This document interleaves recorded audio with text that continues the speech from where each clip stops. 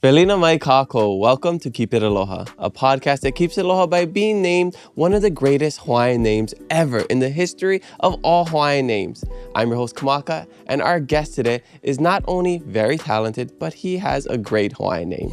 But before we introduce him, I gotta ask you to check out keepitaloha.com to get your favorite merch so we can be matching and you can rep Keep It Aloha wherever you are.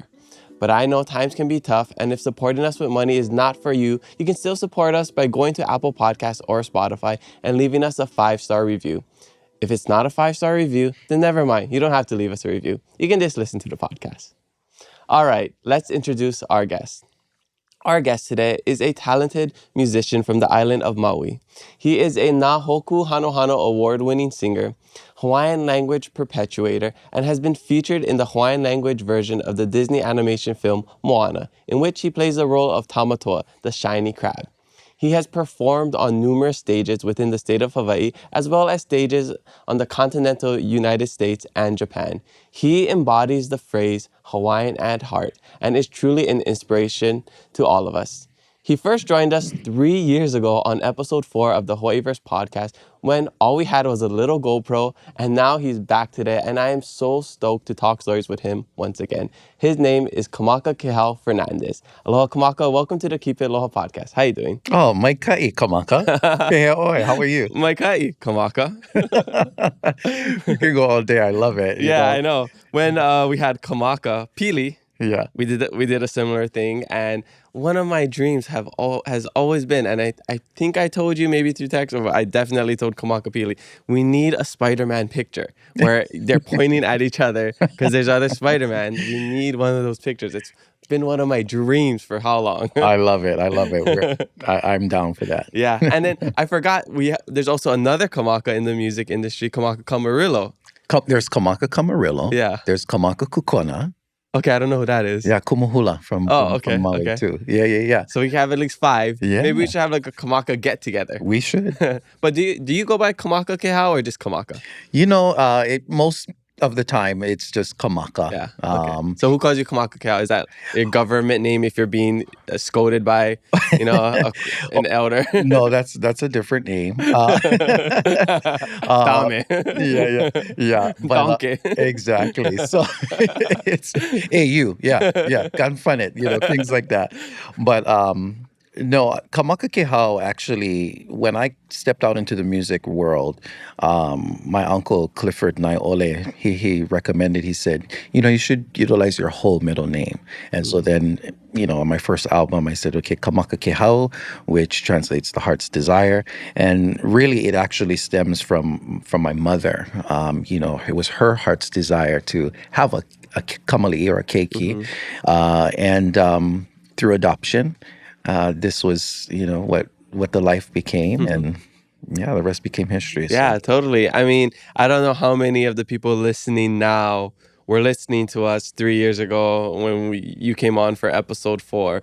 So, you sometimes when I have a guest come back, it's just a talk story. We just talk about, whatever is going on in their life. But your episode was such a long time ago, when we just had a little GoPro on a windowsill at Summit Media recording at the radio station. I would love for you to just share your whole life story with us again, even for me to remember. I remember the bits and pieces, the main parts.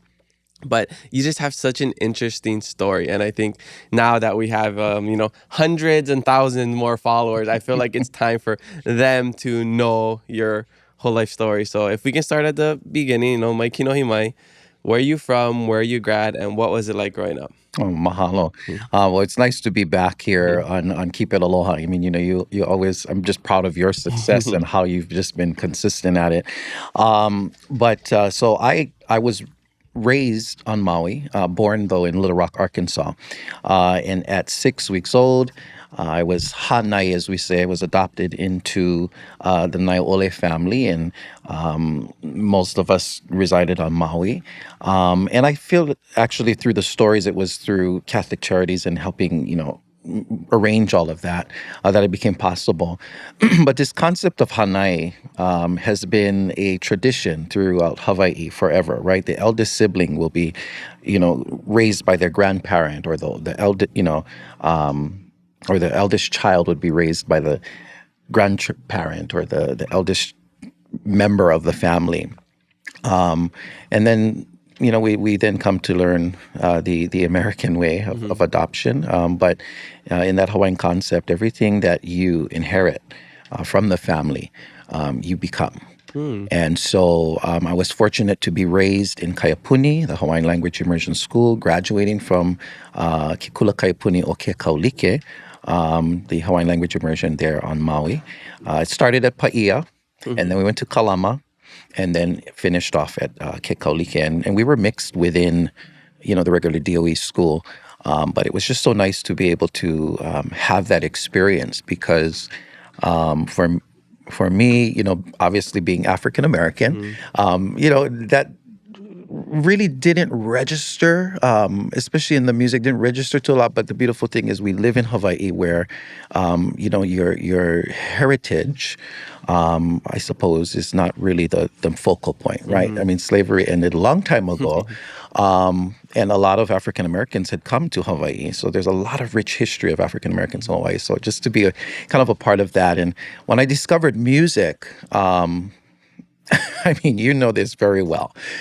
When we're in immersion, we start off our day with Oli, right? And then we sing a Mele Aloha Aina, right? A song paying homage to the Aina and the different places and the different islands and such. And so, I mean, it kind of started from then, and then once I discovered falsetto, once I discovered that this was something that I enjoyed doing and, got encouraged by friends and later family. And I said, wow, this is something. It's more than just me singing high notes. I felt like it became a kuleana. It became a responsibility to, have been blessed with the Ike Hawaii to go out and to share. Yeah, it's like maybe you were hit by a Hawaiian uhane, that just came into you and you just like adopted a Hawaiian persona. Exactly. Even though you weren't born on this Aina, you became part of the Aina. That's Seriously. right. And I think it's so interesting that you also went to the Kaiapuni system. Same with me, but we had different, I guess, experiences because for you kind of found your voice and I don't know if you loved it or because I didn't love it. I would lip sync everything. I would pretend to Oli. I would skip the picos. I would hide in the bathroom with my friend until it's fouled and go to class. And they're like, were you in the pico? I'm like, yeah, I was right next to Kekolu. What are you talking about? So confessions. Yeah, I was a good student academically. I just I didn't love the cultural aspect of it because I was just interested in other things. I was interested in sports. The 90s hip hop and Tupac and Eminem and that's the stuff that I enjoyed, Wow. So complete opposite. Anytime that we had to Oli, I was just watermeloning it. Yeah. And then when we had to sing, and when we had to learn hula, of course, I just learned what I had to, but not before getting in trouble a couple times for trying to break dance or do something stupid. So, yeah, I just, it's one of the things that I wish I put more effort into because now I don't know all the lyrics to all the chants and the songs. I can sing along if other people are doing it, but, I don't. I missed out on that part, but you just embraced it, which was super cool. Yeah, I just took it. I suppose, just being more out in the community had put me in that perspective because I was noticing how the reaction that people had and wow, it's so unexpected. You look at me and the surprise factor. Yeah. So I was like, wow, this is, I guess, a way that Akua, that God is guiding me in this life and, looking beyond the veil, not necessarily, judging the book by its cover, all those things we hear. But don't get me wrong, I was kind of kolohe too. I was a little rebellious at points, but I definitely found root in understanding and knowing where I come from and what has blessed my life to be what it is today. Yeah, so you were pretty much the start of the Hawaiian language renaissance, the movement, Hawaiian language, not just the Hawaiian culture. Because I was the second decade of that. So I started with Punana Leo into Kamakakēhau. Well, it was Keaukaha back then, and then Kamakakēhau, and then Nāwahio Kalenia Pu'u. But you were on Maui, and so that was all. I think the first Punana Leo was in the 80s, maybe late 80s, right? Yep. Or early 80s. Actually, yeah. Early 80s. It was more about it. Yeah, early 80s. Like I think maybe 79 or something, or 80s or something. Yeah, well, I got to look it up again. The first graduating class for us on Maui was, I want to say 2000. From Keakaulike? From Keakaulike. Because I was probably 96 in Punana Leo. Okay. 96 or 90. Yeah, so yeah, it was. I want to say it is about around mid 80s, early 80s to mid 80s. Yeah. And this is one of the reasons why our ohana was so adamant about getting us into Kaiapuni. Because you were the early ones that like really like, if it didn't work with you guys, it's not going to work for the rest of us. So you guys really had that kuleana, that heavy burden, right? Yeah, and they did a lot of fighting too. You know, they sure did. So yeah, definitely. You know, let's open up more schools. Yeah. I remember, so I was doing my prep for this podcast, and then I saw on my notes from when I first prepped about you that there's, I think the African American population in Hawaii is only 3%.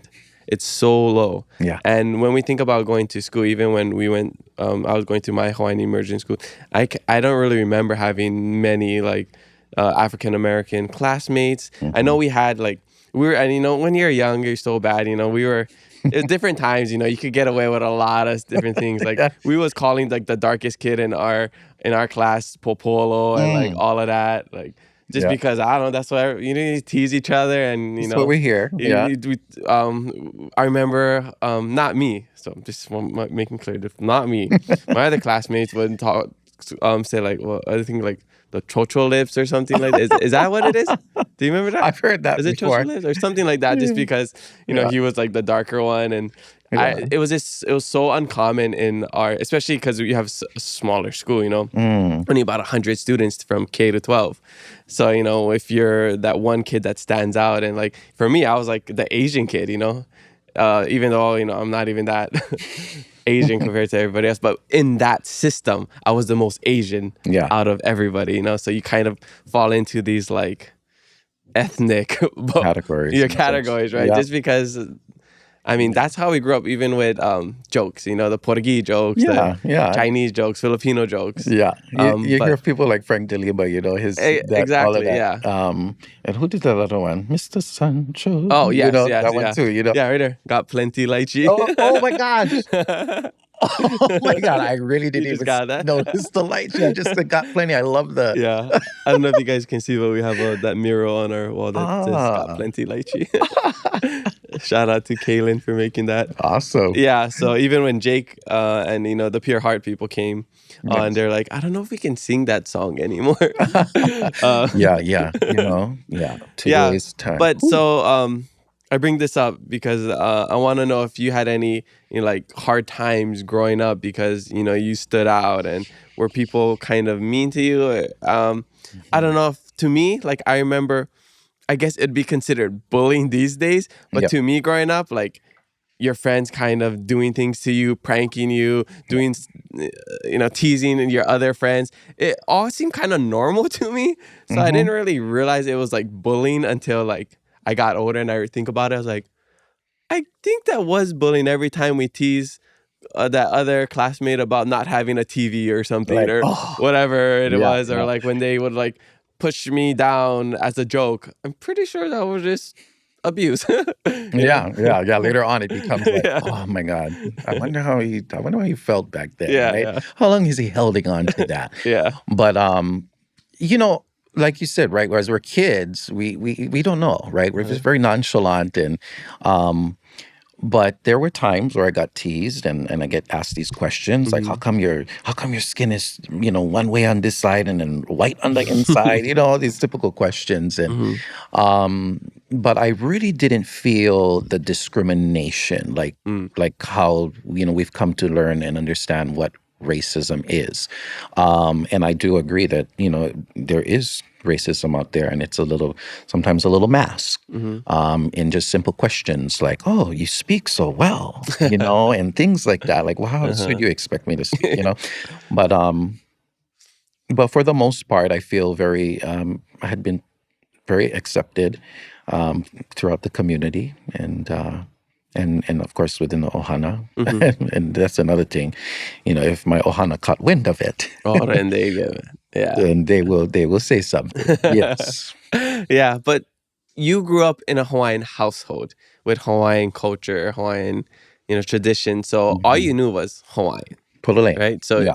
you didn't even realize that you had this other, I don't know, ethnic background until probably later, where you're like, well, I just thought I was Hawaiian. Listen, it was yesterday years old, as they say, right? But not really. But Gotcha. when I moved to Oahu, you get the common question of, are you in the military? You have a military ID, right? That's the expectation. And there's just so much more around. And what that did for me was it connected me a little bit more to understanding my ao pa'ele, understanding my African American history. And I've through music, I've been able to travel the world, and I see all the different people and connect with different people. But I've actually developed some really great friendships with people who live in the continent, and that has taught me what being Black is about, whether it's through the music, gospel music, or the foods, right? But then again, there's a lot of similarities in that, right, with our Hawaiian culture. So, being that I always was taught the importance of culture, I feel like I'm on that journey now. And I wouldn't say finding myself, but it's more of an inclusion to build and connect the bridge of who I am, and just walking in that wholeheartedly. So. Yeah, that's so awesome. So you graduated Kekaulike, and then you came to Oahu when? I came to Oahu in 2009. 2009. Okay. Yeah. And what was that for? Was it to pursue music? Were you into other things? In short. Love? Well, in short, it was to pursue music. I was in a time of my life where I was a little unsure, really, of the direction that I wanted to go when it came to music. And on Maui, the common thing is performing at everybody's first baby luau or the wedding, or you got funerals and things like that, or the luau, But I was getting a little uncomfortable. I feel like I was in a stage of my life where I was kind of the rebel, if you will, wanting to do my own thing and grow. And, my mother taught me and my family taught me a lot of great lessons in life, of course. But there comes that time where you got to try and figure it out, for yourself. And what do you want? Right? What do you want? And so I was fortunate enough to have my aunt and uncle here. And they said, you know what, just pack your bags and you're going to come over here, okay? And you're going to get your butt to work, get your ass to work. And so I did. Within a few years, I ended up, it started on Craigslist, brother, Really? It started on Craigslist when Craigslist was a thing. And my auntie said, you know what, just go ahead and put something out there, a listing. Next thing you know, I got called to sing for Tahiti Fete for one of the groups there. I started performing at different people's parties. And then, Coconut Wireless, right? Yeah. This is before social media. Yeah. Oh, at least like, Instagram and all the other Exactly. stuff. Yeah. MySpace days. Right. And so from that point, people started to learn that I was here. And I then got asked by Kapena de Lima to go and perform at PK, Princess Kaiulani Hotel. And one thing led to the next, just being present, showing up. And I connected with Ken Thompson at the time was the booking agent. And I was able to kind of get into that Waikiki circuit through Kika Inc. and all of that. So, yeah, everything just kind of developed from that point. And it definitely was for music that I moved here. And yeah, a lot of good stepping stones. But were you Because you did brown bags to stardom, right, in high school. So did you have some sort of Yes. name recognition before that? Were you kind of, you had like a toe in the door in the music industry here? Yeah, you're right. Yeah. We almost Yeah. skipped that whole part. I remember your story. Yeah. Yeah, so much has happened. Well, it did start with brown bags, yes. Brown bags to stardom, regular high school competition. And actually, I didn't win the first round. It was by way, you had to keep up with your academics in that. And so, fortunately, at that time, my grades was good, and I was the next runner-up. And so I went to the final contest back on Maui, then flew to Oahu. Didn't make that, and just the journey just kept going and going. And then I learned of the falsetto contest. My uncle works in the hotel industry, so he's aware of a lot of the things that were going on. And at that time was Frank Bishaner. So I ended up putting in a tape.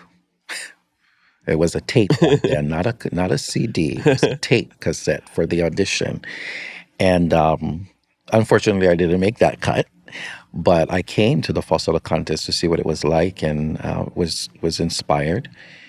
And I remember, I think it was Alaka'i Paleka. She was the radio host, KPOA radio station on Maui. And she said, we have a falsetto legend here living on Maui. And that falsetto legend was Uncle Richard Hall, PE. And so this 2003, actually, right when I graduated, my uncle said, you should go and try and participate in this contest. So went for it, took home the prize, and then the rest became history. Oh, okay. Got it. Okay. Yeah. I was trying to remember from the last interview and piece some pieces together, because I feel like you won something and I couldn't remember what it was. Yeah. Yeah. How did you discover your falsetto voice? I think I asked you this on the first one too.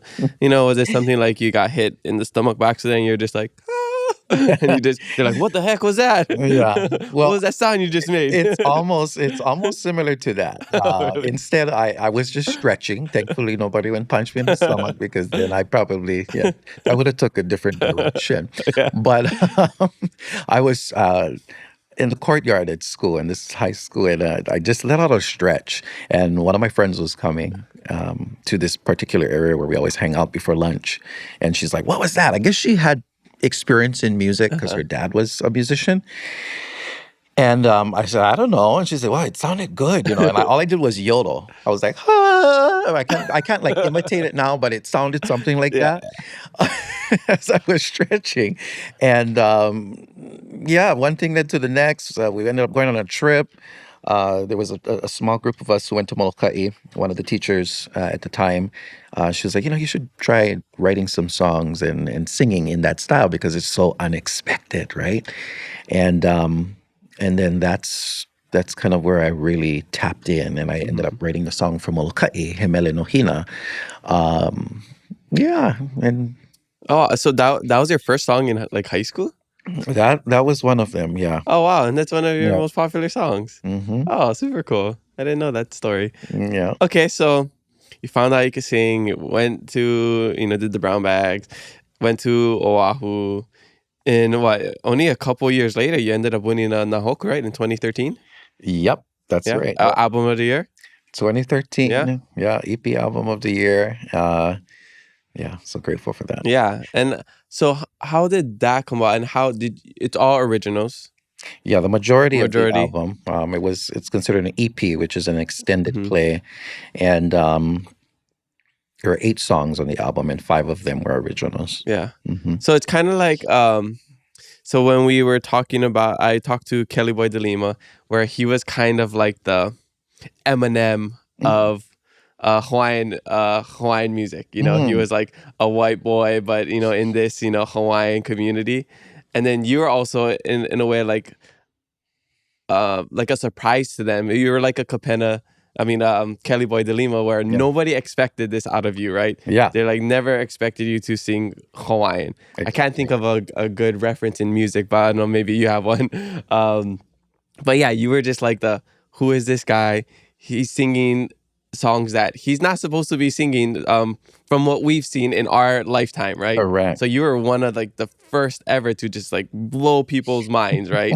And I understand to the sense where you're doing something where people don't expect you to do, because like when I was in Madagascar and we learned the Malagasy language, usually if you're a foreigner, if you're, more fair skinned, they think that you're French. So they're like, bonjour, da, da, da, da, da. And then we'll speak Malagasy to them like, si fazaza, and they're like, what? You speak Malagasy? Like, Right. yeah. Right. So it's kind of like that shock factor, right? Yeah, exactly. That's exactly how it is. Yeah. And I love that concept though now, because the shock factor, I feel for most who come from that heritage, they appreciate it. Yeah. There was a time in my life where I thought I was being judged, but I think it's more, the appreciation that, wow, you actually learned my language. You took the time to learn my language. I think it's so cool. Right? Yeah. Yeah. And it's even cooler because when people find out your story, like you didn't just learn it, like you didn't move here, go to UH, learn, like you were born and raised. You were Hōkū Hanohano. So like, when you might know this, because I meet people who, learned at Kamehameha, learned at UH, and you can tell a little bit of how they speak, like, oh yeah, you definitely learned in like at this point, Right. You know what I mean? I do. Yeah. I'm not like talking down on them. You can tell the difference. Same way if we're speaking to somebody from Ni'ihau or, like a Manaleo, like you can tell the difference. Totally. Yeah. So, I think it's cool that you're just like, you are part of the Hawaiian language history, like the revitalization. Yeah. So I love that we both have that connection, and we also got the Kamaka name connection, all of that. Yes. Oh, I do want to know, so how did you get your name? So, because you were born, you had a regular government name, and then you were adopted, and then they gave you a Hawaiian name, right? Correct. Yeah, thank you for that question. Because one of my mother's closest cousins was actually studying Hawaiian language at the time. And so because of the process, everything that happened, and my mother's desire to have a keiki or a child, she blessed my mom with that name. She blessed us with that name, Kamakakēhau, so the heart's desire, or also meaning the misty eyes. So I'm surprised I haven't shed tears yet, but it's that's usually not what until the second part of the podcast where the tears come out. We're just warming up. And do you have any? I think I remember maybe we talked about it in the first episode with you. Contact with your family, like your birth family. I do not. You don't? I do not have any contact with my birth family, and I understand it was a closed adoption. Oh, okay. So. And then, have you ever had any desire to reach out or discover? I kind of kept it. I keep it very loose on that end. I feel like what's meant to be is what it is, and it became or becomes my responsibility as to how I want to, if I want to connect that bridge again. But sometimes you just never know what's on the other side, So I just say, hey, if it happens, great, It's not something you're seeking. You don't really have that need to really go out of you got other stuff to do. But I am on a mission, though, however, to, like I said, understand more of just my heritage. And so, to be able to connect that through music, for the music, and also, hopefully to just bring some inspiration to others that, how important it is for us to connect as people, as human beings. And my philosophy and hope is that we can learn each other's ways, because then we can build a little more respect, especially in a time like today. One of our guests mentioned that aloha, you can't have aloha without respect. Yeah. And you just mentioned respect. When we're talking about, oh, you need to show aloha, you need to, do all this, we're really just talking about respect. I thought that was a really good perspective about that, is that, aloha really is this, we just want respect. When we have people come here and they're like, oh, yeah, they don't have any aloha, we're just saying they don't have any respect. Yeah. Yeah, so That's I exactly think that it. was a really good way of looking at it, where aloha can encompass everything. We already know Hawaiian words have hundreds of meanings, For sure. Yeah. But I think that's a very powerful one, is this, aloha is respect. Yeah. That's it. Yeah. Okay, so going back to your music career, so you wrote a bunch of songs, you recorded the EP, you won the Nā Hōkū Hanohano Award, and then from 2013 on until here, what's been going on? I remember one word from our first interview. No, I'm gonna mess it up. Numismatism. I was trying to practice it. I can see it written. I can't say it. Numismatism. I give up. Yeah, I even kind of forget the word. I think it's, numismatic. Numismatic. You're a numismatist. Yeah, I've connected to a great numismatist. Yeah, numismatist. Yeah, and my life has totally transitioned in a sense. In the focus, because when it came around the time of the pandemic, and I being the musician, I've always been told you cannot sustain yourself on music alone. Mm-hmm. And the kolohe, the rascal in me, I just still want to do what I'm going to do, and and then we find out later that actually you were right. You were right. It's actually kind of hard. Yeah, it is. And then you see what's happening. We see what's happening in our world, in our community, our economy, and such. So I had to think about something solid, and I was looking for something solid that would be able to allow me that flexibility, but yet also to lift and support my career, my musical career. And so I've tapped into understanding precious metals, and and it's literally something solid. Something solid. It is a foundation. We consider this to be God's money. Mm-hmm. For those who are religious, understand that He's in all things, and so that has been the angle. And I continue to do works in the community, whether it's through language, Mm-hmm. whether it's through this education of understanding generational wealth, to touring and such. So yeah, I'm kind of doing a little bit of everything. Yeah, a little bit of everything. Jack of all trades. Mm-hmm. Just so our followers, so just in case they're driving and they don't have time to Google numismatic, can you tell us what that is? Yeah, so numismatic is another term for gold and silver. Mm-hmm. And a lot of the wealthy have been acquiring these assets. It's a way to kind of hedge against this inflation, and or just protect your the money that we're out here busting our asses for. So it's like the original crypto or stocks and stuff physical, like that, right? Yeah, the physical metal. Yeah. So are you into investing in other things, or do you have, I guess, in a lack of better reference, all your eggs in one metal basket? That's a good one. And you know what? Actually, I've come to learn, because I've come to learn to diversify. Okay. Right? So that's what we hear all the time when it comes to financial advice, right? Diversify. Yeah, to diversify. Mm-hmm. And even if I take it back to the word, it says, to have 7 to 8 streams of income. Mm-hmm. And so, when I think about it, I'm like, I'm teaching language, I'm doing my music, I'm, doing precious metals. I do have a little, in stock as well. Mm-hmm. But we got to prepare. Actually, on the way over to this podcast, I have my radio tuned into the Christian radio station, and that K-Love. I think it is K-Love. K-Love, yeah.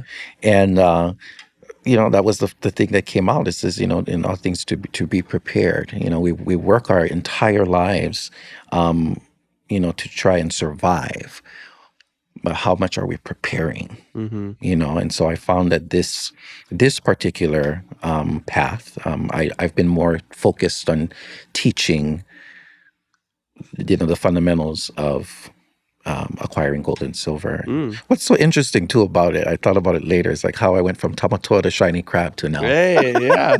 You like shiny things. Right. So it's like, hey, maybe this was, I feel maybe that was a ho'ailona or a sign that's where I needed to be.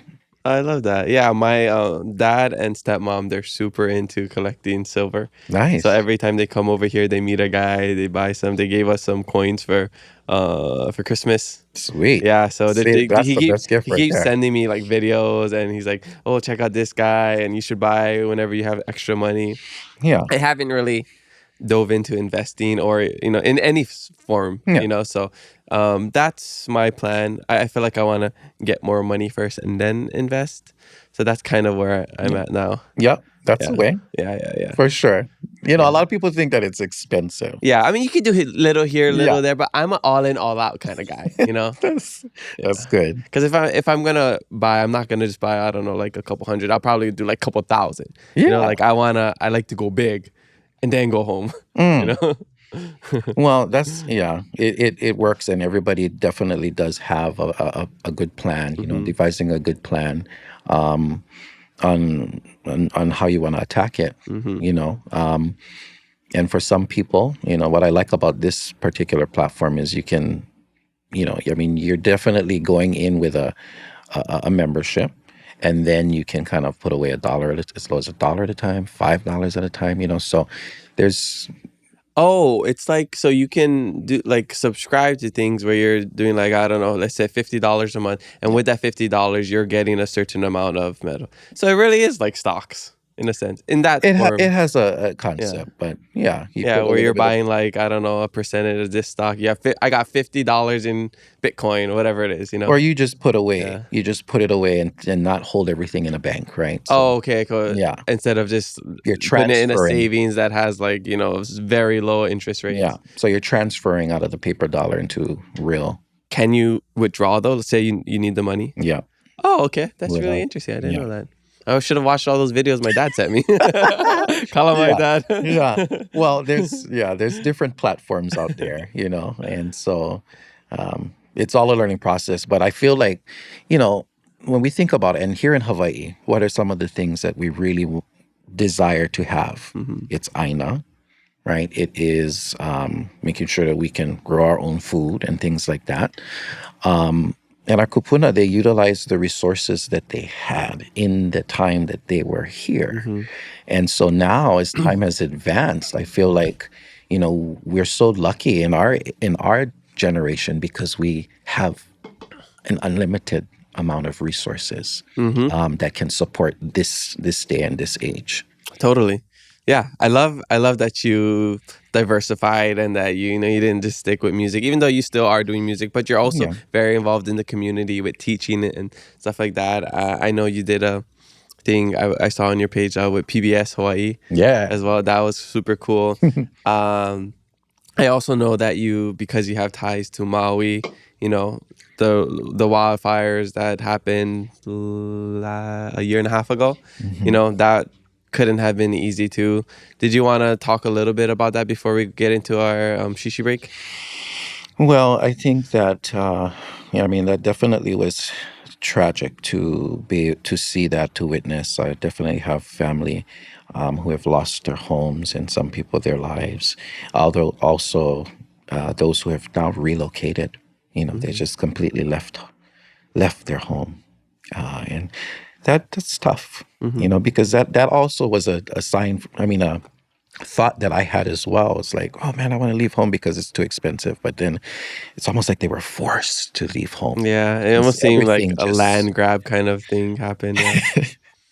Yeah.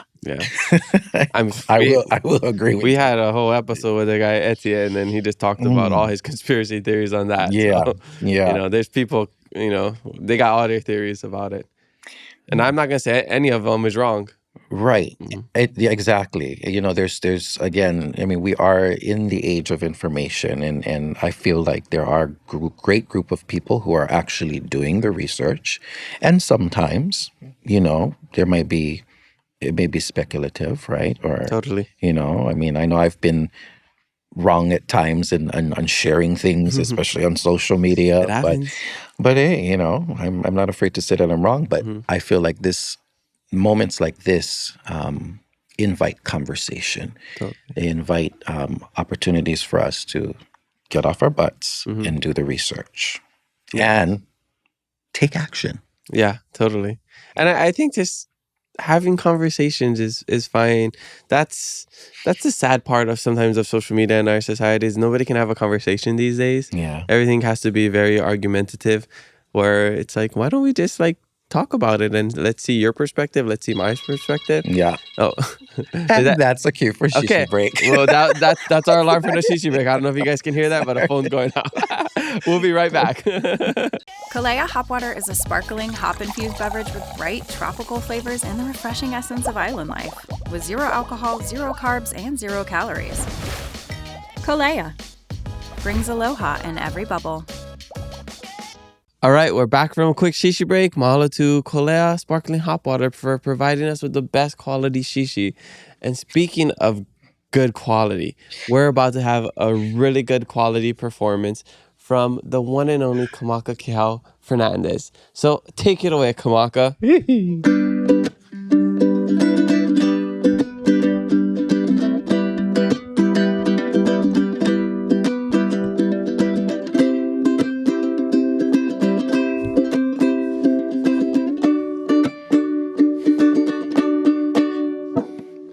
Come from a land in the middle of the sea, and it's a place that many have thought of me not to be.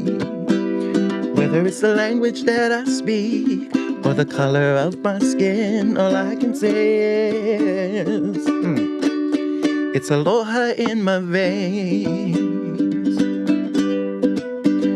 Ooh, yeah. It's aloha in my veins.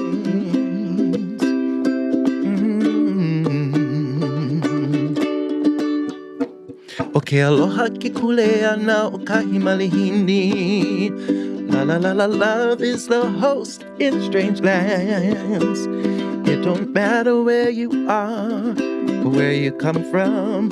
All that matters is who you are. It's aloha in my veins. A little bit of a remix there. Keep aloha live in your heart. Remember to just say aloha, but be aloha.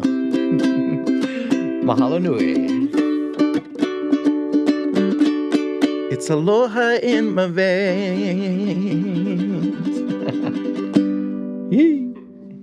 All right, we're back from a shishi break and a beautiful performance by the one and only Kamakakēhau Fernandez. Mahalo for sharing that with us. Let's get right into the social media fan questions, okay?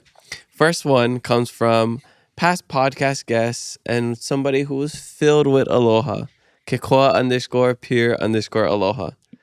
This person says, ain't a question. Just want to say you a legend and I appreciate everything you do for us Hawaiians. Mahalo nui. Mahalo nui. What's the connection with that? How do you know what? Kekoa? Again, it has everything to do with just the intentions of aloha. And I just saw Brada just, doing his thing and, his mission out there, through sharing his testimony, through substance abuse and, all of these things that many people have been facing. And he's just out there, talking to the kids and even inspiring adults all around the island and the world, really. And although I didn't necessarily have that particular part of my life, again, I think it's really just the quest to just share aloha. Yeah. Yeah, and so you guys connected just online, in person? We did see each other on, different occasions. I think I remember the first time I actually saw him, I was coming off the plane and he was on his way somewhere.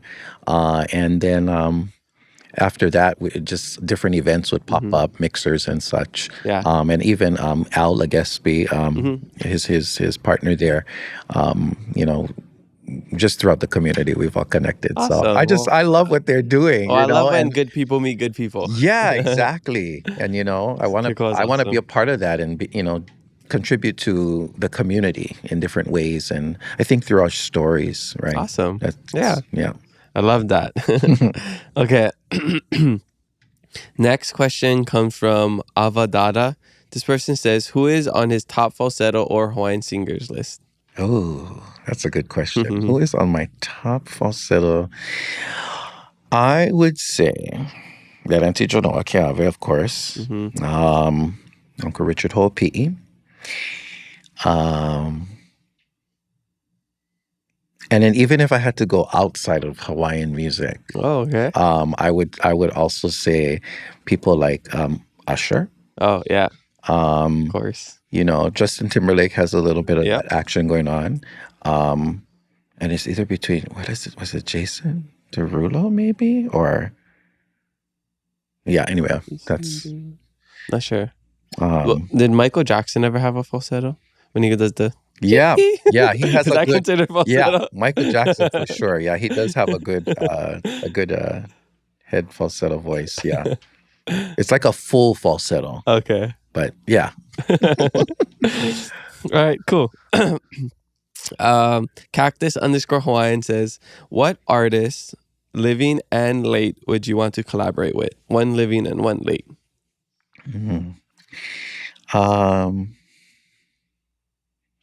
Living would be Amy Hanaiali'i, Killian. And one that has passed away, of course, would be any one of those people that I mentioned. Yeah. Cool. Okay. Next question. This is a good one, especially for this month. Mahina o Lalo Hawaii. This comes from Megs.Mitomi. This person says, how long did it take you to learn and speak fluent o Lalo Hawaii? No, my kailoa kelani no. Very good question. It took me... I honestly really don't remember how long it took me to learn. But as we're kids, we're sponges, right? So it started off in Kaiapuni, or I started in kindergarten. And so probably by the time I reached second grade, third grade maybe, I was already fluent. Yeah. And then did you have people in your household speaking Hawaiian?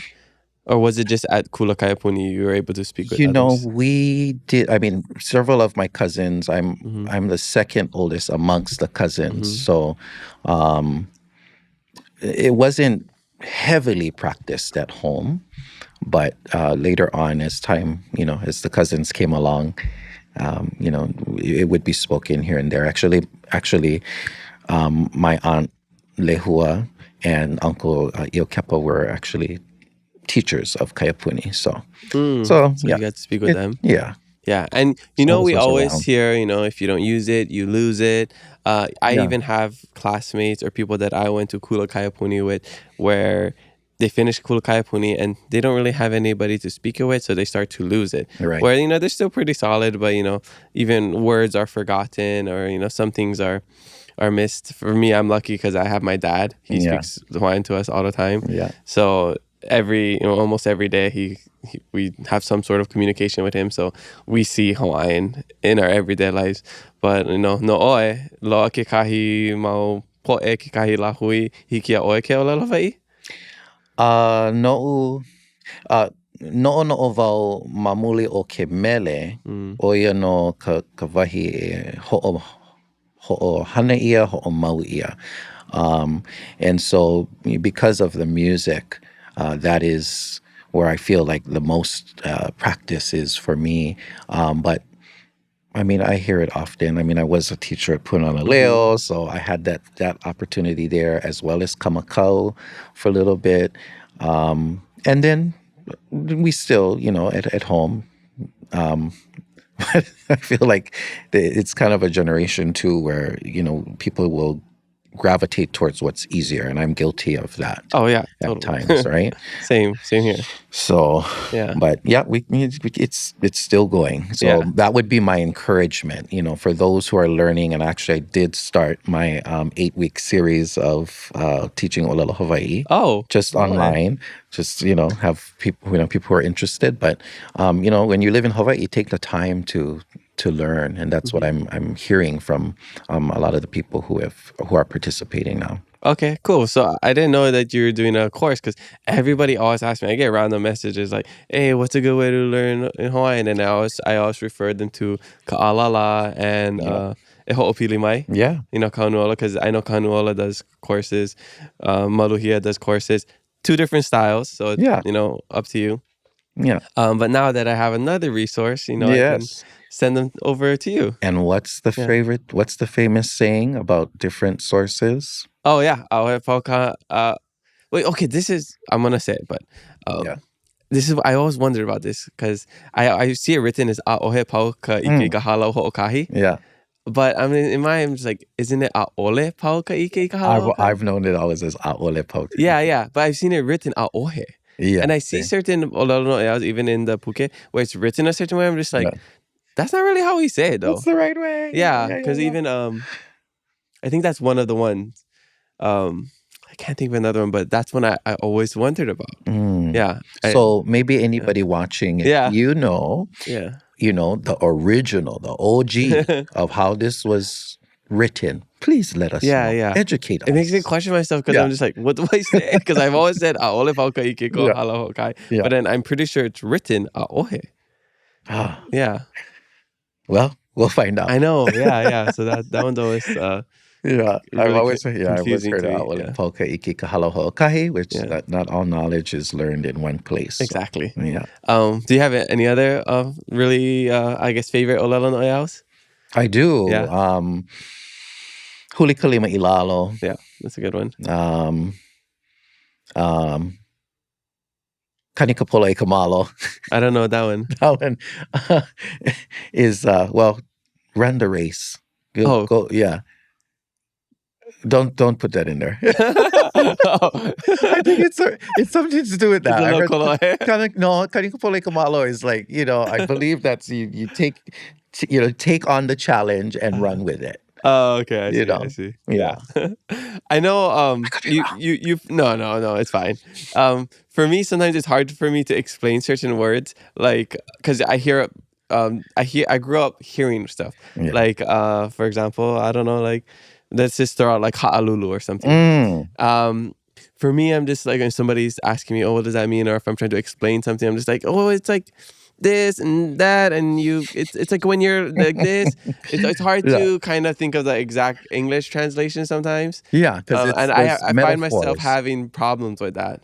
Yeah, there's metaphors, and it's not like literal translation. Yeah. And then I can hear people using it or not using it, and even nowadays, because I'm like so far gone from my Kulakai Puni days, and I hear certain words being used or ways of people saying certain sentences, and I'm always so confused. Like, did people used to say that back in my day, and I just don't remember? Or are these like newer things people are saying? Because, for example, like mahalo piha. Like, I don't remember people saying that growing up, and everybody says it these days. Yeah, that's true. Do you remember? I just recall hearing mahalo. Mahalo nui. Yeah. But not mahalo piha. Yeah. And even like the peapu, I feel like that's a newer one too. Yeah. That is kind of more. Because I would usually say like oe pu kekahi or yeah. Yeah. I feel like that's a Hilo thing. It might be a Hilo thing, peapu. Yeah. Yeah, because I only started hearing it like in my adulthood. Yeah. Like you too. Yeah.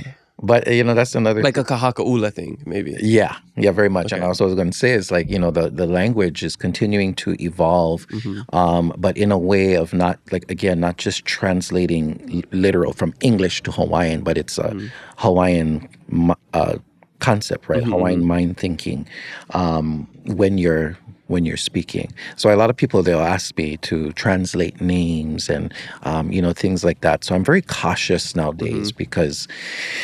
I mean, naming someone alone is That's a big that's a kuleana, big kuleana, and so I've learned that unless there is a deep connection with the individual, to go ahead and be that source. But I also know that you don't want to just grab words from out of the sky. Yeah. Yeah, I don't know. I know whenever I see my kumus one day, I'm gonna have so many questions for them. Like I'm trying to get Pila Wilson and Kumu Kamana Kawanoi. Oh, that would be beautiful. Sorry, Kawanoi Kamana. Aye.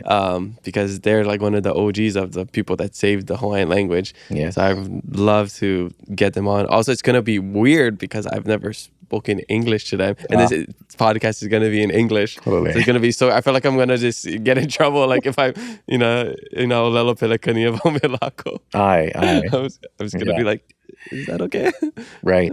But I'd like to kind of utilize this moment too, to just, this is why it is so important, again, to have the conversations, and so that we can, ask the questions. Don't be ashamed for ask, right? Because we don't know everything. Yeah, even us as fluent Hawaiian speakers, we still have so many questions. Yes. Right? Aye. Yeah. And okay, one more before we get back to the social media questions, because you mentioned it earlier, is that the knowing, I guess, the timing, or I guess this reverting to the easier language like English when speaking to other Hawaiian language speakers, which, I do that with all of my siblings, and my dad's always like, you should speak Hawaiian to each other, when we just speak English to each other, when we're all capable of speaking Hawaiian to each other. Same with going to school. I'm pretty sure it's the same for you. Olelo Hawai'i mo nā kumu, and then ke hālele nā kumu. You gotta talk Hawaiian in front of the teachers. As soon as they leave, you're speaking English to all of your classmates. Aye. Yeah, that was very much us too. So that even it happens in the Hawaiian immersion schools as well, Yeah. And I should say that I just actually was asked to participate on a panel for how Hawaiian language is used throughout the community. And some people brought up some really great points, to your point right there of cutting it at the moment, right? How can we bring in and bring out the consistency within our kaiaulu, Olelo Hawai'i? And some people talked about or asked the question of how can we bring all the schools together, right? All the platforms together. Ho'omau was a thing. I don't hear too much about it nowadays, right? Where all the kaipuni will come together and be able to share in that space. But it's also for those who speak Olelo Hawai'i to really stand pa'a in that, because I feel like right now, with what we're seeing in the world, because we've just kind of been, at times, very passive to things, only doing what's easy, it almost gives a consent for things to just float away, or just, you know what I mean? And so, catching it from the get-go, because when we didn't speak Hawaiian in class, he hakamea I olelo ia, we would get hopa'i, Yeah, mai nā muhaole. Yeah. we would get busted. We would, no recess for you. Yeah. You got to stay 10 minutes after, when everybody's going to lunch, things like that. So, bringing back some of those ike. Okay, or I think what you're saying is that we need to be stricter and have harsher punishments to kids these days, right? That's what you're saying. So if they speak Hawaiian, they gotta get some pa'is to their po'os, right? Thanks for keeping it real. Yeah. That's it. That is it. No, because when we were in Hawaiian immersion, we had to do stuff like move rocks or like kneel on the rock. Like we had to do some intense stuff. I don't think they can do that these days. Rice grains, yeah. For hula. yeah, and then the hula stuff too. Like, man, staying in like the duck walks, or like sitting on your knees forever. Like, I don't know what that position is called. Just sit on your knees. Yeah. Yeah. Nā Hōkū. Nā Hōkū. Yeah. Oh my gosh, that always was so sore. Yeah. And now I have an excuse because I had bipartite patella growing up. So kumus, that's why it was always sore for me to sit in that position. I just got surgery, so now you know I wasn't being kolohe. It was actually really sore. Yeah, but for me, I'm always like, when I know somebody speaks Hawaiian, I'll throw out more Hawaiian words, but I don't fully speak. Even like when we had our call the other day, I was just like going back and forth, you know? To me, I think that's fine. I like, you know, kind of like mixing it up. Yeah. Especially Almost when... like a superpower. Yeah, exactly. Especially when you don't want stuff to go missing in conversation, right? That's because yes, Hawaiian is a beautiful language and it's very simple, but you can't really say, at least for me, I can't really express as much with Hawaiian as I can with English. Whether that be the lack of words, it's my lack of knowledge in Hawaiian language. So it's easier for me to revert to English, you know, to fully get my mana'o across. Yeah, totally. Yeah, so I don't know if that's just a thing that's always gonna be. I don't know if I'll ever change that. Well, only you can choose, my friend. You're right. Yeah.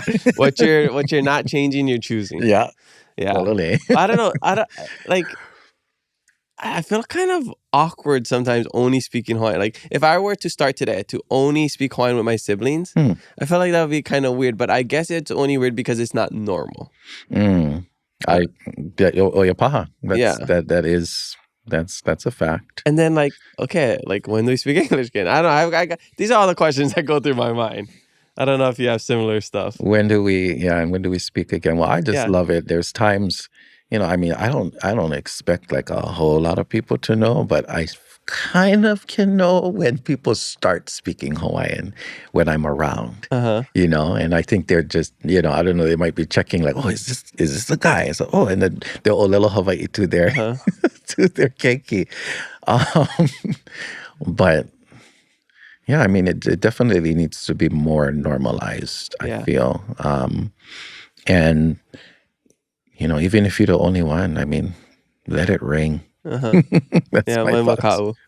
Yeah, I think for me, which I shared in Moses's episode a couple episodes ago, was that for me, I don't think the goal is to normalize being fluent. It's just to normalize using Hawaiian, whether that's a few words here and there, whether that's, you know, putting kane wahine on, you know, bathrooms, saying mahalo to your customer service person that's helping you, whatever. I think, you know, for the pahuhopu, the goal is just to have Hawaiian out there, just like floating around. We're hearing Hawaiian words, just like how we hear pidgin words. Yeah. It's just Hawaiian is everywhere. And, you know, ke laka pahuhopu no ka ho'okuluma ana I ka olelo Hawaii. Totally. Yeah. Totally. Yep. I had another thought, but you know, to have it normalized, and through that, I feel like there builds more respect. Yeah. Yeah, totally. For the culture. Yeah, and I think it makes people more comfortable using it. Yeah. Even the people who are just learning. Yeah. Okay. Right on. Need to get that off my chest. Yeah, mahalo for that question.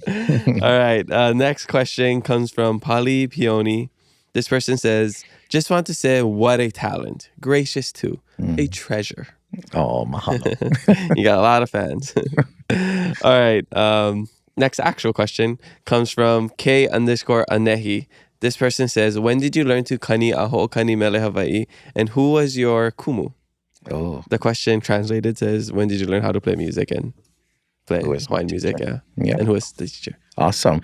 I actually learned how to play ukulele in the 5th grade because that was part of our credit, right? So we had to do it.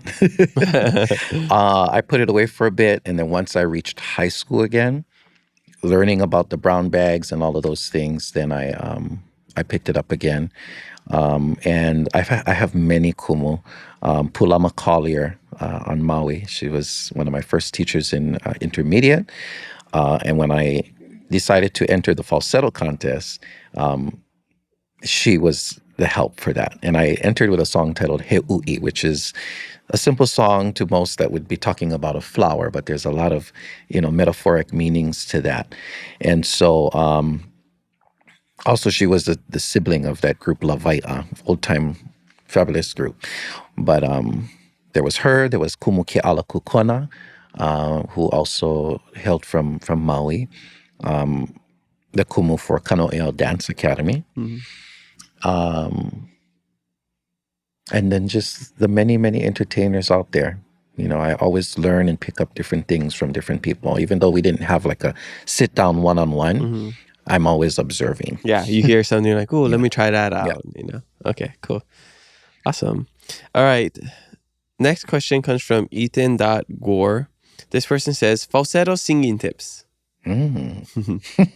Listen to falsetto singing tips. Listen to every artist who sings falsetto, whether it's Hawaiian music or contemporary or English music. Listen to that. I also I practice with vocal warm-ups as well. So I'm doing things like lip trills. I'm not going to do it now because then we'll have a, spewing drops. You break people's eardrums? Oh, no. It's just like the rolling of the lips. But looking for resources that allow you to practice that style. And, I wouldn't go as far as saying that everybody can sing falsetto. But there are techniques to where you can train because it is a muscle. So, okay, that was my question: is can anybody sing falsetto? Yeah. Is it something you just got it or you don't? It is one of those things you got. But how do you know? Like you're just gonna have to you just gotta see, and if it hurts, stop. Oh, so like when you're saying like if you go high and it starts to strain. Like for me, that's what happened with me. If I went like like that, it's sore. It's tightens up. Yeah, right? exactly. Yeah, so that's a strain, and but I feel like there is a way that you can train it to hit a higher note, but as far as that ha'i, that little there's a little bit of training in that. Okay. How do you find out your musical tone? I'm so out of the music world, so I had to learn much later in life because I did not have any kind of professional training. Like I did see a vocal coach before I came to the Oahu final contest, Brown Bags contest, but we didn't get into technicalities of music. So I just mahalo YouTube University. I what do you call that? Transcribe to that. Oh, okay. Yeah. Prescribe. Yeah. That's the one. Yeah. You're a student for many years on YouTube University. Yeah. Okay. You ever thought about going on like any of those singing competitions? I was just watching The Voice last night and I was thinking, now that I'm obviously talking with you and I'm just thinking, wow, that would be really cool for people to see. Because The Voice, they have their backs turned, right? Yeah. To hear that and then to see you singing Hawaiian music. Yeah. That'd be crazy, huh? I thought about it. I did think about it, but I just never pushed, I never took the plunge yet. I don't know. Doing so like lepe ula ula or something? Maybe. You should. This is your Hawaii Lona to go on The Voice. And if anything, you just get a couple more followers and you get a bigger audience. You grow your demographic. Totally. Yeah. So you never know. Or maybe you already auditioned and you can't say anything because it's gonna come out next season. You never know. Okay. Well, stay tuned. Now you got me questioning. I'm gonna have to grill you after this. All right. Last question comes from Patreon. Oh, I guess questions. This comes from. Oh, I didn't write it down. But this was from Jerry Salamante. I remember this is from Jerry Salamante. He messaged me from Patreon. One of our greatest Patreon subscribers. Thank you, Jerry. He says, "Hi, Kamaka. Here are possible questions for Kamakakēhau Fernandez." He says, "When can we expect your new Dave Tucciaroni engineered music to be released? We're still hoping for Aloha in My Veins or other pandemic period music to drop." Oh, that's the one. Yeah. Yeah, because he hooked me up with that podcast too. Oh, High Sessions? Yeah, Oh, you know High Jerry? Session. Yeah, Oh, okay. yeah. He knows he is like Yeah. the biggest fan. Like even when I forget who I had, but he would like ask questions that you're like, how do you even know this? Well, he's a musician as well. Okay. Out in San Diego. Mm-hmm. Yeah. Okay, so going back, Yeah. So when the can we question, expect when it to can be we expect? Yeah, I mean, that's a good question. I ask myself that every day. I really do. I know that I have some work to do. Yeah, but I don't have a date yet. Okay. I don't have a date yet. Do you struggle from like writer's block or kind of just like motivation to get in the studio because I don't know, you told me off the podcast you recorded it but you didn't love it, so kind of like trusting other people to like make your vision come true? Yeah, I mean, and I will say though that Dave Tucherone, spot on. Mm-hmm. When what you can expect actually that is coming out, it's going to be released. Well, actually, the single is going to be released this month. I believe it was the 26th or the 28th. I was a part of a compilation album. Oh, cool. And it's titled Popolo Heno.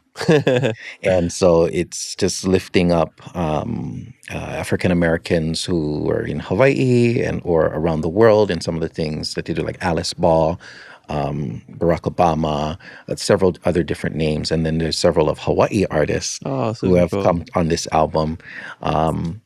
And so Dave actually produced this particular album that's going to be released very soon. Mm-hmm. But I've been, blessed to be able to work with him and several different engineers. Stuff is on the way. Okay. I'm just, to your question, is it writer's block or is it what was the other one? Trusting others to help you, make your vision come to life.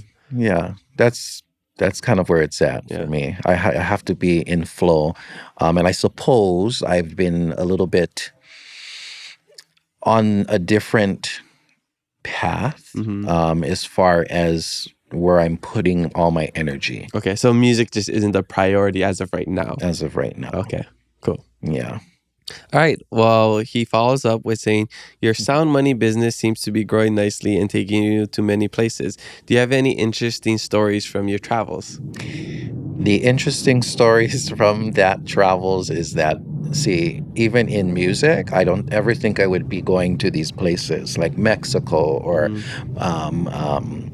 Punta Cana or, Dominican, all of these different places. And so, for me, being able to travel and actually live has really been my priority. It's about living. I love sharing my music, but I feel like right now, where the world is at, music brings people together, but it also can be such a distraction, which some people want to be distracted, right, from the things that are going on. But it's allowed me to have the perspective of living rather than just surviving. So yeah, I love that. Yeah. What was it? Drake that said it, like, just to live doesn't mean you're alive or something. Yeah, I think that's one of his songs or lyrics from a song. I haven't been listening to Drake lately. Yeah.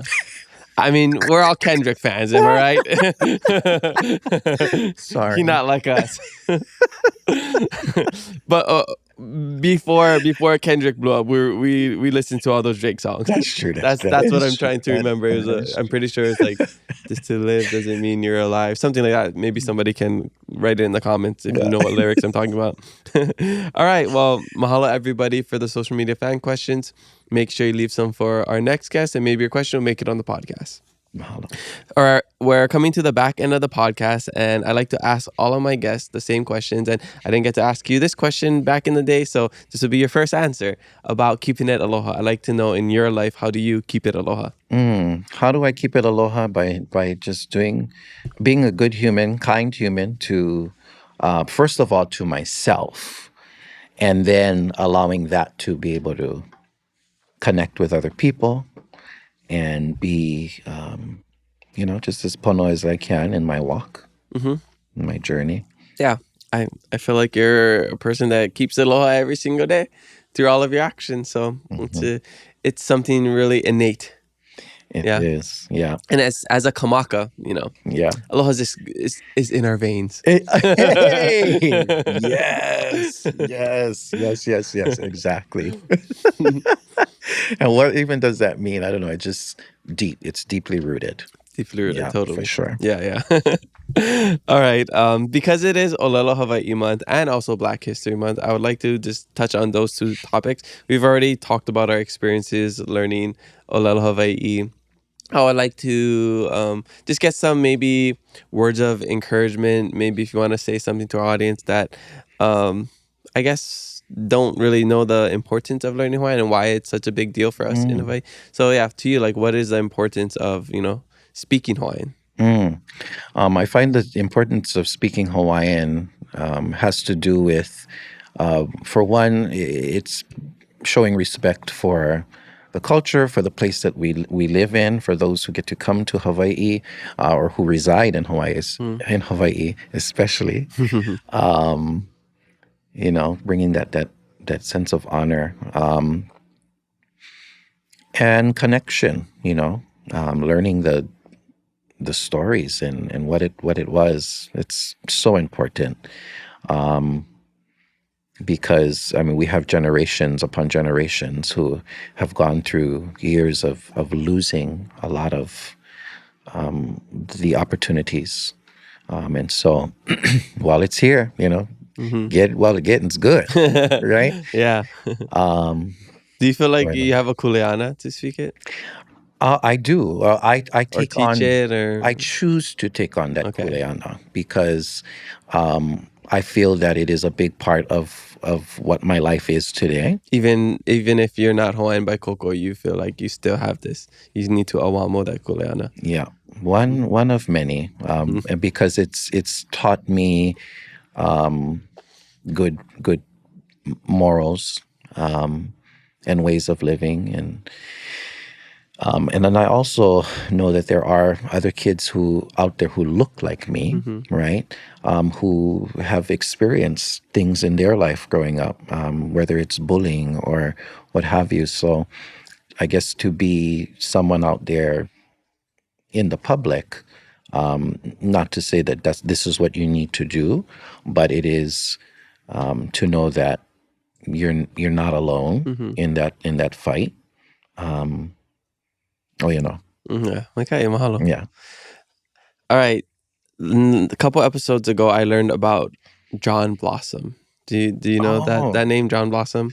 We shared a clip about it. It's this black figure in Hawaiian history. He was in the court of Kalakaua. Kalakaua called him uncle.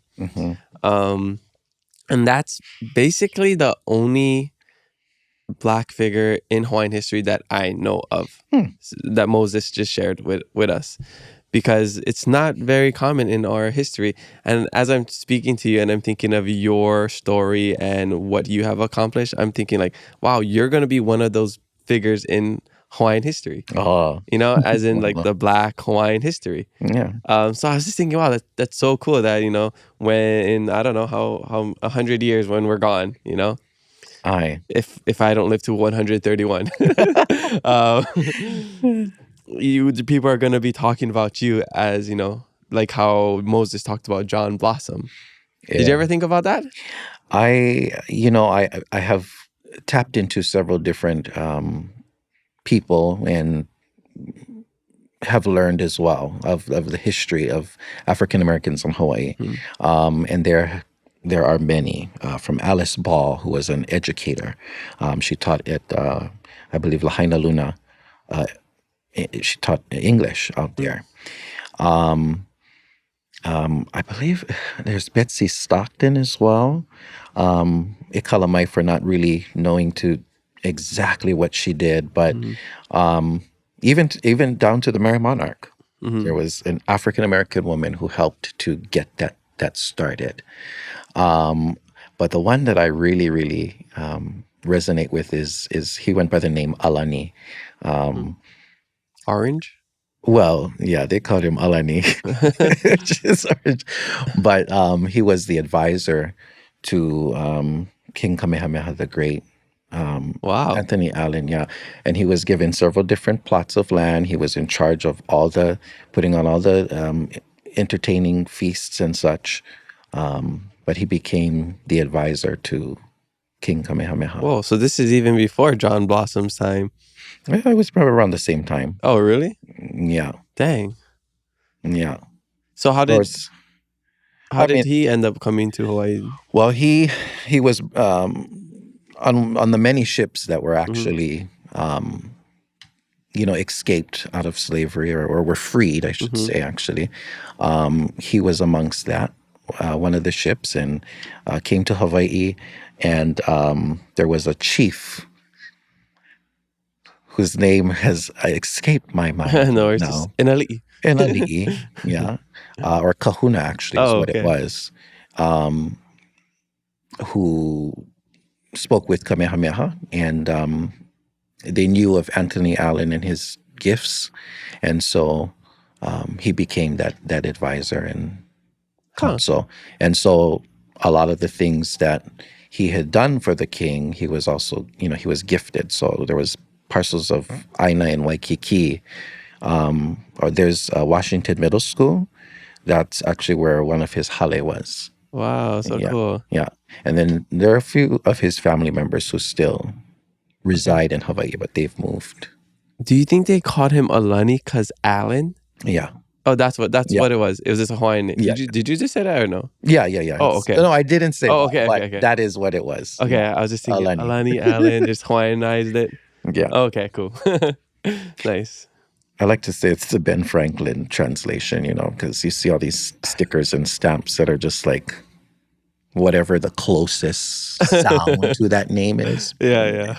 But you said Ben Franklin. Yeah, I mean, because every time I went into Ben Franklin, I would see these keychains, and I'm like, oh, okay, it sounds like what the name actually is, right? So Alani, or close to Allen. Oh, are you talking about the Hawaiian names? Yeah. Oh, I know what you're talking about. I think I see them at ABC stores. Oh, they're at ABC now? Yeah. I think, or just rather maybe like a hotel lobby shop or something. Yeah. I know what you're talking about, where it's just like... I'm like, yeah, okay. like Cristo, Calico or something, right. Whatever it is, Yeah. Just grabbing it from left field. Yeah. So funny. Okay. Well, mahalo for sharing all of that.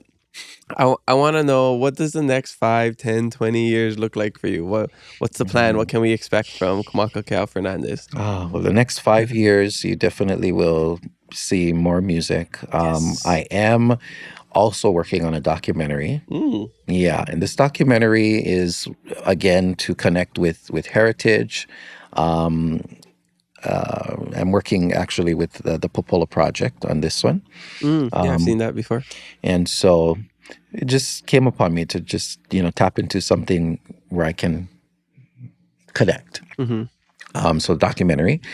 And then I'm also continuing to help educate and lift families in ways that we can protect ourselves in a time where it might not seem like there's any hope. But I'm definitely working on that. And a lot more traveling as well. I have several different traveling events coming up. Nice. Like Japan or... Yep. Japan. I've been going back and forth to Alaska as well. Oh, nice. There's a summer camp. It's okay. I tried to save it. Yeah. It took some of the front on my foot. Sorry. Nice. There is a summer camp that happens up there. So I've been fortunate to be a part of that. And then the university in Chicago. Wow. I'll be speaking cool. there and performing there. So yeah. Nice. Lots of stuff. But you can, tune into my social media. I'm always on there sharing something. Yeah. Well, I usually ask at the end of the podcast about social media, but why don't you just share right now? Where can I find you? Yeah. So one of my handles would be a KKF_musician, letter N _more. Or if you want to learn more about, the whole sound, money, precious metals journey, you can follow at Kaching. Kaching. Just like it sounds. Kaching _HI. Nice. That's good. Yeah. All right. Well, yeah, we're excited to follow you and see what happens. And I really got to watch those videos my dad sent me. Yeah. This is a ho'ailona for me to watch them. Go for it. Yeah. Okay. I want to know, what is one thing that you wish people knew about you that they don't? Well, one thing, geez, it's interesting because, I mean, I do share a lot of aloha, but I feel like some people think that could be fake or it's just, put on a show because I'm an artist. But I am extremely genuine. I'm low key. And I'll keep it real. I'm an Aries. Hey, I'm an Aries too. Wait, when's your birthday? The 15th. I'm the 27th. Yeah. So I do have a tendency to very nicely just tell you what it is. Keeping it aloha, sometimes keeping it real. Exactly. Yeah. And as an Aries Kamaka, I also agree that sometimes it's necessary. See, it's very necessary sometimes. Kamaka's no bad. Yeah. Exactly. We get the good foresight, that's why. Yeah. We just see things in the best ways. Okay. And sorry, to go back a little bit, because you mentioned the Popolo project and we mentioned that word. Is that a word that we're able to say? Is there some, like, I don't know, negative connotation to it? Is it a derogatory thing? Could be derogatory, just like how people think haole could be derogatory, right? It's on the other end of the spectrum for that. Yeah.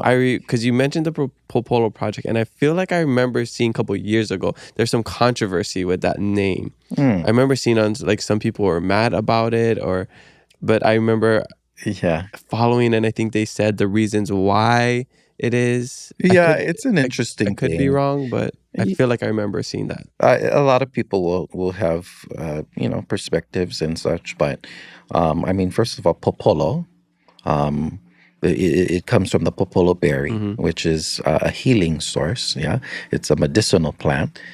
So that's kind of where it derives from. But because of the color. But I just like, using the N word, it depends on how you're directing it. That's always how it's been.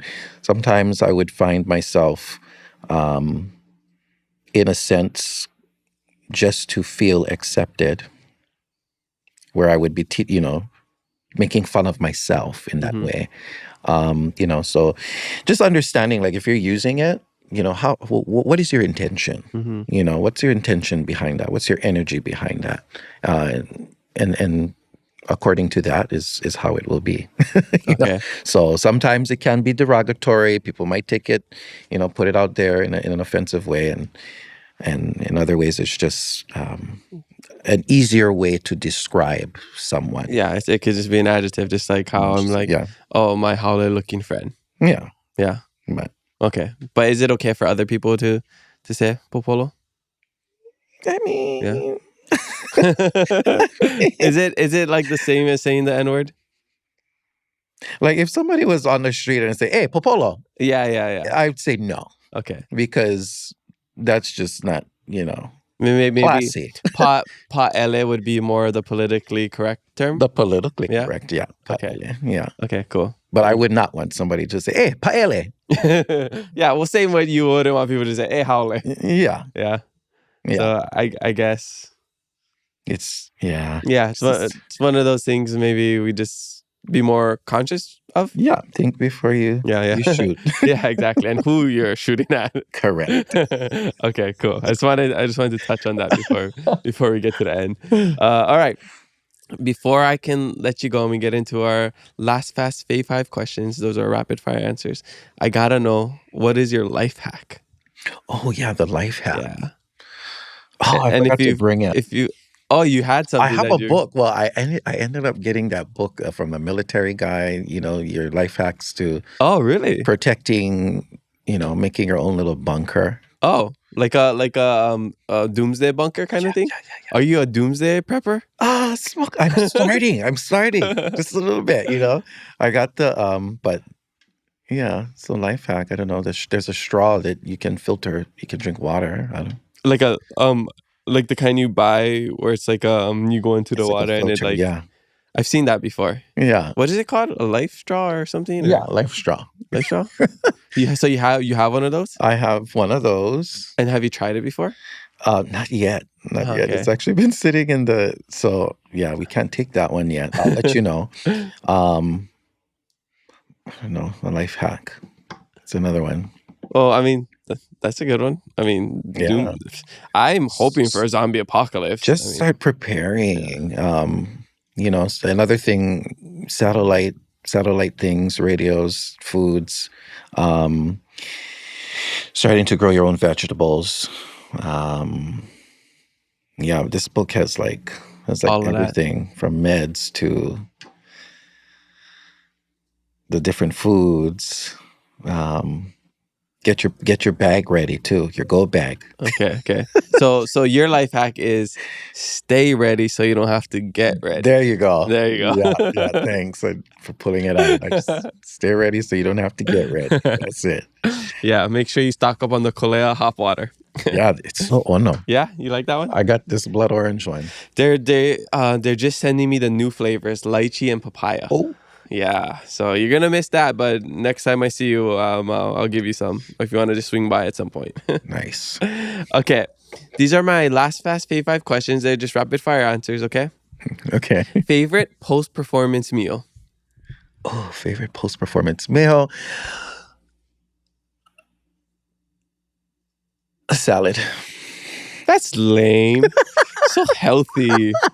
Give us some grease. I can't. Yeah. Give us some sugar. Well, okay, it used to be potato chips. Okay, there we go. Yeah, because the oil kind of helps to soothe, but you just got to make sure you really, really look at it. Okay. Sure. No. Yeah, Salad is a good one. I just had salad last night. We're trying to be healthy in 2025. Yes. Okay, favorite guilty pleasure. Better not be salad. Yeah, no, it's chicken. No, I'm kidding. It is just anything chocolate. Yeah. Nice. Did you eat a lot of chocolates on Valentine's Day? I didn't actually. Yeah, actually, I didn't either. Yeah. Oh. It's weird. On Kill Captain Cook Day? Right. Okay, favorite travel destination? Oh, my favorite travel destination, I will say, is the Bahamas. Oh, okay, Yeah. Nice. I haven't been there. I would love to do a cruise. That's the best way to do it. Oh, you did that? So it was on a cruise. We went to Labadee, Haiti, then Jamaica, and then Bahamas. Oh, super cool. Yeah. And what cruise line was that with? Royal Caribbean. Royal Caribbean? Okay, cool. Yeah, maybe next year I'll do that once I'm healthy. Okay, favorite hobby? My favorite hobby is... Lately, it's just been hiking Cocoa Head. You're crazy. That's not a hobby. That's torture. I said favorite hobby, not favorite torture. Volleyball. Yeah. Yeah. How often are you doing Cocoa Head? Like at least 3 times a week. Yeah.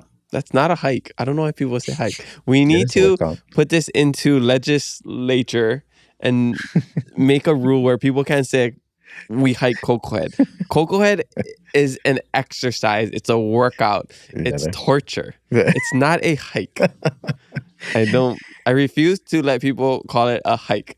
There's no leisure to hiking Cocoa Head. It's just pain. It's just pain, pure pain. Yeah, that's there's truth to that. So you're a masochist. Yeah. So yeah, I'm a little crazy. Yeah.